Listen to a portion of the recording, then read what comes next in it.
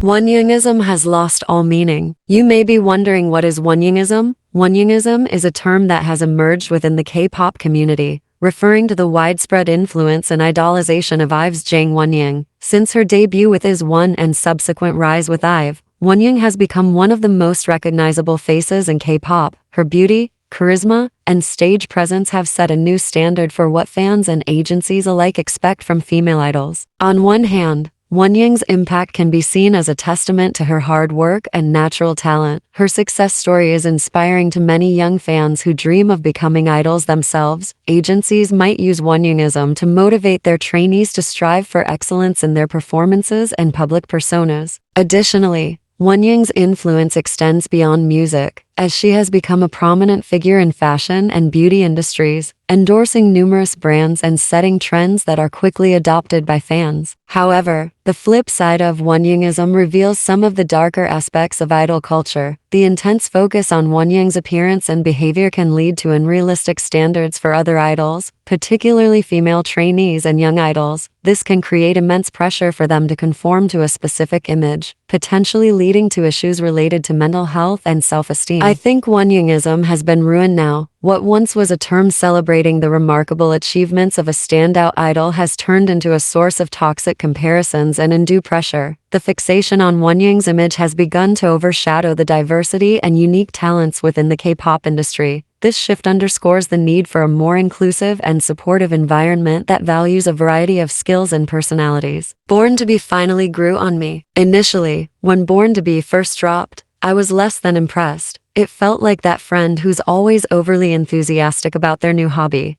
Nice, but a bit much. The catchy beat and infectious energy were undeniable, but there was something about it that just didn't click with me. However, as with most things that start off as a meh, time had its way of working its magic. I began to hear the song in different settings, playing at parties, blaring from car speakers, and even as a background track during workout sessions. Each time, it started to sound a little less like nails on a chalkboard and a bit more like a guilty pleasure. The turning point came one fateful day when I was stuck in traffic, and Born to Be was on repeat. I don't know if it was the monotony of the stop and go or the sheer number of times I heard it, but the song slowly started to infiltrate my brain. It went from an irritating buzz to a catchy anthem that I couldn't get out of my head. My initial skepticism gave way to an appreciation for its upbeat tempo and infectious chorus. Before I knew it, I found myself singing along in the shower, humming the tune while cooking breakfast, and even sharing it with friends who were just as skeptical as I had been. In the end, Born to Be grew on me in a way I hadn't expected.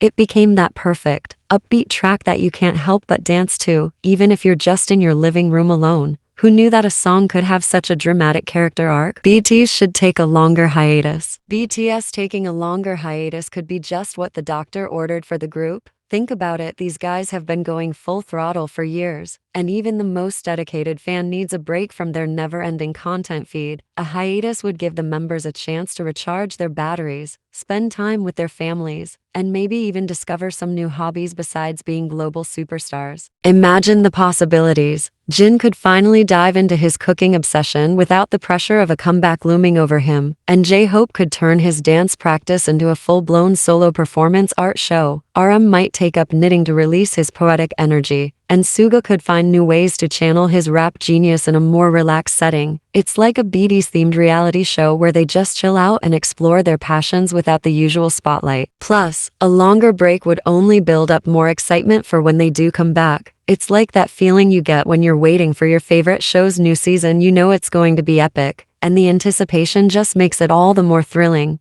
So, here's to hoping BTS takes that well-deserved hiatus. LS's docuseries is tragic, but not in the way you think. Lee Seraphim's new docu-series feels like a blatant attempt to sweep their Coachella disaster under the rug. Seriously? Who do they think they're fooling? It's infuriating to see them try to spin this narrative as if everything was perfect when it clearly wasn't. Fans aren't blind. We saw what happened, and pretending otherwise is just insulting. The Coachella performance was a mess, and instead of owning up to it, they've decided to distract us with a shiny new docu-series. It's like they're hoping we'll forget all about the issues if they throw enough behind-the-scenes footage at us. But come on. A polished documentary isn't going to erase the memory of a shaky live performance. We expected more transparency and accountability, not a smoke and mirrors act.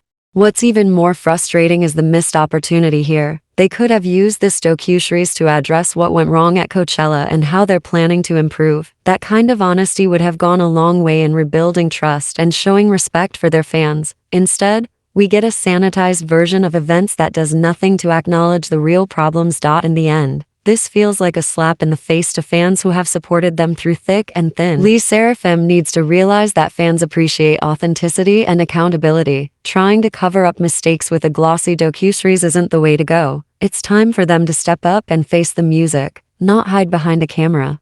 TWICE's music quality is declining. I can't be the only one who feels this way, but seriously, what is happening to TWICE's music quality lately? Over the years, they've been an undeniable force in K-pop, delivering hit after hit. However, it seems like something has shifted, and not in a good way. Their recent releases just don't have that same spark and magic that made me fall in love with their music in the first place. It's frustrating because we know they have the talent and potential to produce phenomenal tracks. Let's talk about the production value. Remember the intricate beats and catchy hooks from songs like TD and Fancy? Those tracks had layers, depth, and a level of complexity that made them stand out. Now, it feels like they're playing it safe, churning out songs that are overly simplistic and lack the innovative edge. It's almost as if they're trying too hard to appeal to a broader audience, and in the process, they're losing what made their music unique. Another point of contention is the lyrical content. TWICE used to deliver relatable and engaging lyrics that resonated with listeners. Their songs were fun, empowering, and full of personality. Lately, though, the lyrics seem generic and uninspired. Where's the storytelling? Where's the emotional connection? It's disappointing to see such a talented group put out music that feels so hollow. Even their choreography, which has always been a strong suit, seems to be losing its shine. TWICE was known for their sharp, synchronized moves that added an extra layer of excitement to their performances. Now, the routines are starting to look repetitive and less impactful. It's as if the creativity that once fueled their dance performances is fading away. And don't get me started on the visuals. TWICE has always had stunning music videos with vibrant aesthetics and imaginative concepts. Recently, the visuals have become predictable and lackluster. The bold, adventurous concepts have been replaced with safe and standard themes. It's disheartening to see such a decline in creativity across the board. In conclusion, TWICE needs to step it up and rediscover the magic that made them K-pop icons. They've set the bar high in the past, and it's disappointing to see them fall short of their own standards. The talent is still there, but they need to push themselves creatively and take risks again. Their fans, myself included, deserve better than what we're getting right now. It's time for a comeback in quality, because this decline is simply unacceptable.